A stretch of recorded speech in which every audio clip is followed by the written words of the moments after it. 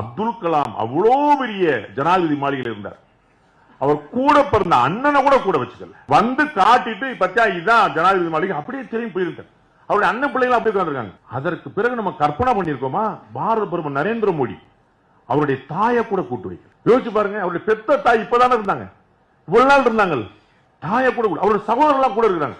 இது கற்பனை பண்ண முடியுமா சார்? இது ஒரு மெசேஜ். நீங்க அவருடைய அம்மாவை கூட்டு வச்சிருந்தா என்ன பிரச்சனை, அவருடைய சகோதரர் நாலு கொடுத்தா என்ன பிரச்சனை, யார் தப்பா நினைக்க முடியும்? நோ, இது ஒரு மெசேஜ். நான் ஆர்எஸ்எஸ் காரன், தரையில படுத்திருப்பேன், ஊரா சுத்துவேன். எனக்கு நாடு முக்கியம், இந்த மக்கள் முக்கியம். எப்படியாவது இந்த விகசித் பாரத் சொல்லக்கூடிய வளர்ந்த பாரத பார்க்கும். நான் குடும்பம் குட்டிய கூட வச்சிருந்தேன், எங்க அம்மா வச்சிருந்தேன், தம்பியை வச்சிருந்தேன் அப்படின்னா அவருக்கு ஒரு தலைவலி, அவருக்கு ஒரு காய்ச்சல், அவருக்கு ஒரு வண்டி, அவர் போகும்போது ஒரு பிரச்சனை, சண்டை. நோ, எந்த தடையும் இருக்கக்கூடாது. அதனாலதான் மோடிக்கு பரிவார்னு இந்த நாடே எழுதிச்சு. மோடியின் குடும்பம் அத்தனை பேர் செஞ்சாங்க, மோடிக்கு குடும்பம் பத்தி பேசினாங்க. அதான் நான் சொல்ல வந்தேன். 2004 to 14 என்ன நடந்துச்சுன்னா ஊழலுடைய பெரும் பட்டியல். 2014 to இன்னைக்கு வரைக்கும் ஒரு ஊழல் சொல்ல முடியல. என்ன பிரச்சனை பண்றாங்க? அவர் கல்யாணம் பண்ணாரு, ஆனா ஒய்ஃப் என்னாச்சு?